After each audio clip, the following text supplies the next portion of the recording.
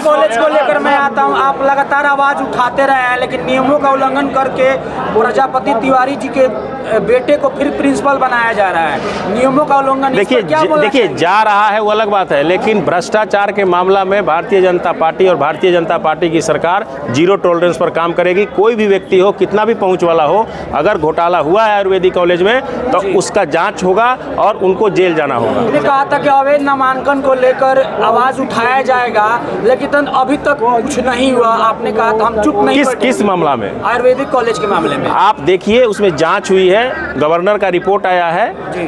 और अभी सरकार जो थी, इसके पहले सरकार राजद की थी, तो मैंने ये सवाल उठाया था कि क्या कर रहे हैं राजद के लोग। स्वास्थ्य मंत्रालय लालू जी के लड़के के पास था, क्या कर रहे थे? मैं सवाल पूछता हूं उनसे, आप बताइए क्या कर रहे थे? उनको एफआईआर कराना चाहिए अगर भ्रष्टाचार हुआ है तो। सर, अभी गवर्निंग बॉडी की बैठक हुई दयानंद आयुर्वेदिक कॉलेज में, जहां पर देखा गया गैर कानूनी तरीके से कार्य किया गया, उसे राज्यपाल के आदेश के बाद उसे उल्लंघन किया गया। इस बात को आप कैसे देखते हैं? देखिए, ये उल्लंघन किया गया, ये तो जो सरकार थी, स्वास्थ्य मंत्री थे तेजस्वी जी, उनको जवाब देना चाहिए।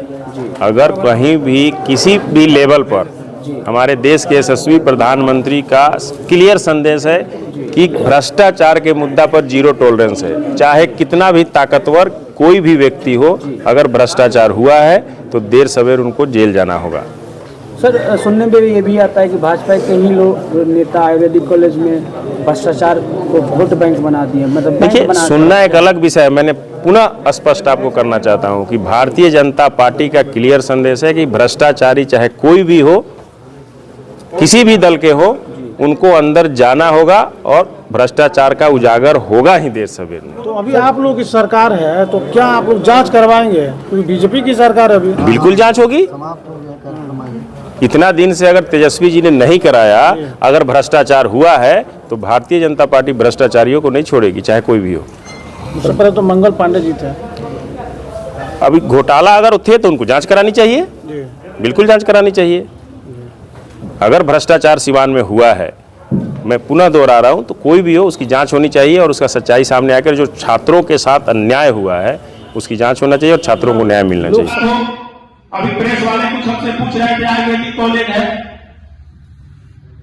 लगातार चर्चा हो रही है, घोटाले पे घोटाला, घोटाले पे घोटाला, घोटाले पे घोटाला। क्या कर रहे हैं? पिछले राजद की सरकार थी, स्वास्थ्य मंत्री तेजस्वी जी थे, क्यों नहीं एफआईआर हो रहा है? क्यों नहीं जांच हो रहा है? वो चाहे किसी भी दल के लोग हो, कोई भी कितना भी बड़ा माफिया हो, अगर छात्र और नौजवान के साथ खिलवाड़ कर रहे हैं तो कैसे आगे बढ़ेगा सिवान? ये बैठे हुए लोग, मैं मानता हूं कि बहुत बड़े लीडर नहीं है, लेकिन देश के भविष्य है और मैं गारंटी के साथ कह सकता हूं कि इन्हीं में से सिवान का नाम रोशन करने वाले बहुत आगे निकल सकते हैं, चाहे स्पोर्ट्स की बात हो, राजनीति की बात हो, शिक्षा की बात हो या रिसर्च की बात हो। अगर हम आप एक दूसरे का साथ नहीं देंगे तो यह विकास का रुक जाएगा।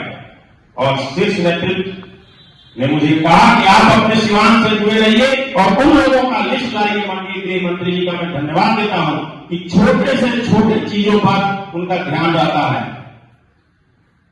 किन लोगों ने अपने परिवार का त्याग किया है, उनका लिस्ट लाइए और क्या कर रहे हैं वहां के लीडर, ये मैं कुछ पूछूंगा।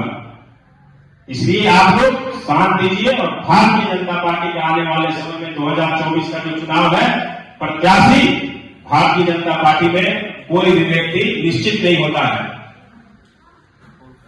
जो सेवा की भाव रखेगा, जो समाज से जुड़ के रहेगा, एक एक खबर टेक्नोलॉजी की जो है पहुंचती है, वो हमारे उम्मीदवार होंगे और हम लोगों को विजय बनाएंगे और सिवान के विकास में कदम से कदम मिला के आप लोग चलिए। अपराधियों का साथ मत दीजिए, घोटालेबाजों का साथ मत दीजिए, भ्रष्टाचारियों का साथ मत दीजिए। संगठन में अच्छे लोगों को आगे बढ़ाइए, अच्छे सोच वाले नौजवानों को आगे ले जाइए।